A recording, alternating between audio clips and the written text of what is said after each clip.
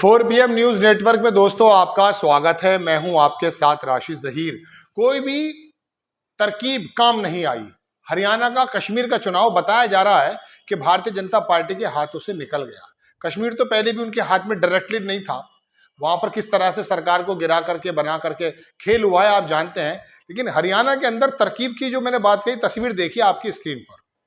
डेरा सच्चा सौदा आस्क, उसने कहा कि वोट जो है बीजेपी को देना है। अब बीजेपी को वोट देने की अपील होने के बावजूद भी सर्वे जो आए वो बड़े खतरनाक आ गए, आपको मालूम पड़ चुका है। लेकिन मैं इन सर्वे के साथ साथ आपको कुछ और बताना चाहता हूं। पहले आप खबर देखिए। एग्जिट पोल ने तो आज मोदी युग के अवसान होने जाने पर लोकसभा चुनाव के बाद दूसरी बार मोहर लगा दी है। लेकिन ये इतने अविश्वसनीय हो चुके हैं कि 8 अक्टूबर को मतगणना होने तक इन पर शंका बनी रहेगी। कहने का मतलब दोस्तों ये है कि सर्वे तो आ गए कि भारतीय जनता पार्टी बहुत बुरे नुकसान में जा रही है कश्मीर में और हरियाणा में। लेकिन 8 अक्टूबर को लोगों की ऐसी आशंकाएं हैं कि क्या चुनाव आयोग गिनती करते समय बिल्कुल निष्पक्ष रहेगा। पहले आप देख लीजिए हरियाणा की स्थिति क्या है। ये एनडीटीवी जो इन्हीं का टीवी मानकर चली है आप, अडानी साहब का, उसी की रिपोर्ट है। बिल्कुल झूठ नहीं बोल सकते ना। 100% कोरा झूठ बोलने में तो पकड़े जाएंगे, 2-3 दिन का समय वैसे ही बाकी है। दैनिक भास्कर ने क्या छापा है और ध्रुव रिसर्च ने क्या कहा है, सब लोगों ने बताया। ये है एनडीटीवी का पोल भी बता रहा है कि भारतीय जनता पार्टी को 27 मिलेंगी और कांग्रेस को मिलने वाली है 54 सीटें हरियाणा में, यानी कि क्लीन स्वीप करने जा रही है कांग्रेस। बाकी तमाम लोगों की बात देख सकते हैं आप। पैच रिपब्लिक भारत ने भी 18 से 24 दिया है और रिपब्लिक टीवी ने भी 27 से 35 दे दिया है। जम्मू कश्मीर में अगर आप चलेंगे तो जम्मू कश्मीर में आप देखेंगे दोस्तों कि यहाँ एनडीटीवी ने 26 सीटें दी हैं, जबकि कांग्रेस और नेशनल कॉन्फ्रेंस को 43 सीटें मिल रही हैं। बात यह है कि दोनों प्रदेशों में भारतीय जनता पार्टी को बहुत बड़ा नुकसान होने जा रहा है। अब दोस्तों बात यह है कि ये सर्वे भी इनको बता रहे हैं, क्योंकि झूठ इसलिए नहीं बोल सकते कि 8 तारीख में रिजल्ट आ जाएगा। महाराष्ट्र के अंदर चुनाव में किस प्रकार से असर पड़ने वाला है, इन 2 स्टेट से पता चलने वाला है। यहां पर अमित शाह के लगातार दौरे चल रहे हैं महाराष्ट्र की अगर मैं आपसे बात करूं, लेकिन हरियाणा और कश्मीर दोनों जगहें ऐसी हैं जहां पर इनको एक ऐसी चोट पड़ेगी। मैंने आपको बताया था कि इस 2 छोटे छोटे हमारे स्टेट से पूरे भारत पर 2024 का वो जो मैं कह सकता हूं कलंक तो नहीं कह सकता, लेकिन चलिए जिस तरह से लोग कहते हैं कि भारतीय जनता पार्टी को 2024 में करारी हार मिली है, उनके 272 भी पूरे नहीं हो पाए हैं। ऐसे समय में दोस्तों पता ये चला कि भारतीय जनता पार्टी को ये 2 स्टेट जो पोल्स आ रहे हैं, तमाम चीजें करने के बावजूद भी हार का सामना करना पड़ रहा है। तो दोस्तों बात ये है कि ये पोल्स हैं, ये तो आपके सामने आ ही चुके हैं और इनके मुताबिक फैसला आए ना आए इसके भी बारे में कोई बड़ा काम नहीं है, लेकिन जमीनी हालात तो हम आपको बताते ही रहे हैं। सवाल 2 हैं। एक तो भारतीय जनता पार्टी साम दाम दंड भेद इस्तेमाल करते हुए जिस प्रकार से जेल से लोगों को, अपराधियों को निकाल करके अपने पक्ष में वोट देने की अपील कर रही है, क्या नैतिकता बचती है किसी पार्टी की जब इस तरह के दुष्कर्मी, जिनके ऊपर दुष्कर्म का आरोप सिद्ध हो चुका है, जेल के अंदर मौजूद हैं और उनको ला करके वोट की अपील करा रही है। एक बात, पार्टी क्या हो गई है, लेकिन पार्टी तो चंद लोगों की है। हैरत इस बात पर भी आपको होनी चाहिए कि डेरा सच्चा सौदा के अगर अपील से 1000-5000 वोट भी इन्फ्लुएंस हो चुके हैं तो ये डूब मरने वाली बात है भारतीय संविधान के मानने वाले इंसाफ पसंद लोगों के लिए।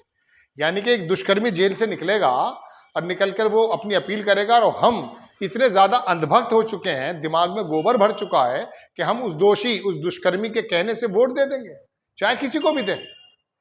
हैरत की बात। दूसरी हैरत की बात यह है कि इलेक्शन होने के बावजूद जब डिजिटल और मेक इन इंडिया और ईवीएम तमाम चीजें चल रही हैं और सब जगह ट्रांसपेरेंसी का दावा किया जाता है, और देखिए इसमें भी कोई दो राय नहीं है, इस डिजिटल युग से ऑफिसेज में कुछ ट्रांसपेरेंसी आई भी है, लेकिन क्लर्क तक, मंत्री तक तो नहीं आई, बड़े अधिकारी तक तो नहीं आई। उनकी पूरी कार्यशैली का भी ट्रांसपेरेंट होना जरूरी है। आपने ऑफिसेज में लगा दिए हैं, मेरी खबर कहीं और नहीं जा रही है, वहीं रहेगी। तो मैं आपको बताना ये चाहता हूं कि चुनाव आयोग पर जो उंगलियां उठती हैं उस पर आज भी ये सवाल उठाए हैं देश के बड़े पत्रकार कि पोल तो आ गए हैं, लेकिन चुनाव आयोग इसमें 8 तारीख को क्या धांधली करता है। क्या टीएन शेषन का समय हमें याद नहीं करना चाहिए? क्या चुनाव आयोग को इस तरह के सवाल उठने पर खुद ही शर्म से नहीं डूब मर जाना चाहिए? भाई चुनाव आयोग का मतलब क्या? लोगों की राय इकट्ठा करने वाला एक आयोग, लोगों की राय अगर तुम्हारे बारे में गलत आने लगेगी तो आप ये बताइए कैसे एग्जिस्ट करेंगे आप लोग? क्या है फिर आपकी स्वीकार्यता? आपकी मशीनों पर एक शक है, गिनती पर शक है। गिनती पर शक तो यूं आते हैं ना कि बराबर पिछले 2024 में देखिए महाराष्ट्र के अंदर 48 वोटों से, कभी रिकाउंटिंग, मतलब दुनिया भर के उसके अंदर में, उसमें टेक्निकली में नहीं जा सकता, लेकिन हरियाणा कश्मीर एक तरफ सर्वे की खबर मैंने आपको बताई, दूसरी मैंने बताई कि दुष्कर्मियों को ला करके भारतीय जनता पार्टी ने किसी भी प्रकार से जीतने की कोशिश की। वो तो शुक्र समझिए हरियाणा में मुसलमान ज्यादा नहीं है, वरना वहां पर हिंदुत्व का कार्ड खेल करके दो बंटवारे कर देते। महाराष्ट्र में शुरू हो चुका है। उत्तर प्रदेश का गाजियाबाद का एक गुंडा, जिसके ऊपर जैसे लोग गुंडा बोलते हैं, वो आकर के विशेष समुदाय के पैगंबरों को गालियां बकने लगा है। यानी कि वो किसी भी प्रकार से 2024 के अंदर जो हार मिली है उसको किसी भी प्रकार से ये चाहते ये लोग ये हैं कि ऐसी हिंदू मुस्लिम का माहौल बना दिया जाए और मुस्लिम विशेष समुदाय भी सड़कों पर आने लगा है। यही चाहता है भारतीय जनता पार्टी।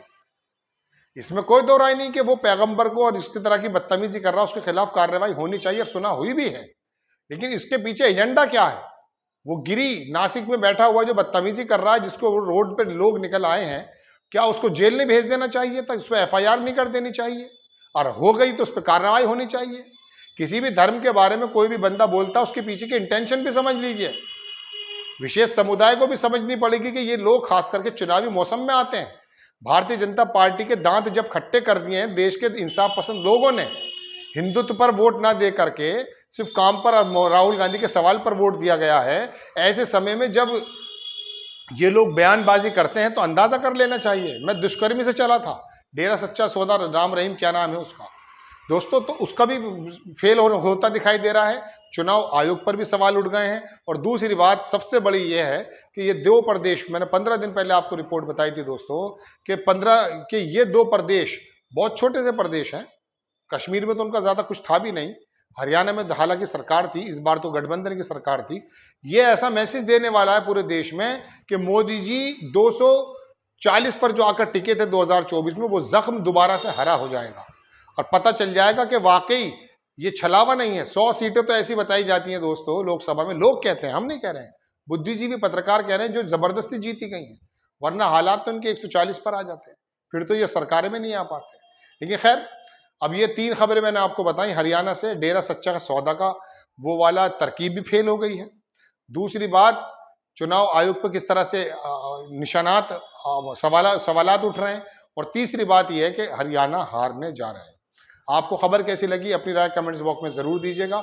चैनल को सब्सक्राइब कीजिएगा, शेयर कीजिएगा। नेक्स्ट टाइम मैं किसी खबर के साथ हाजिर होता हूँ। जय हिंद।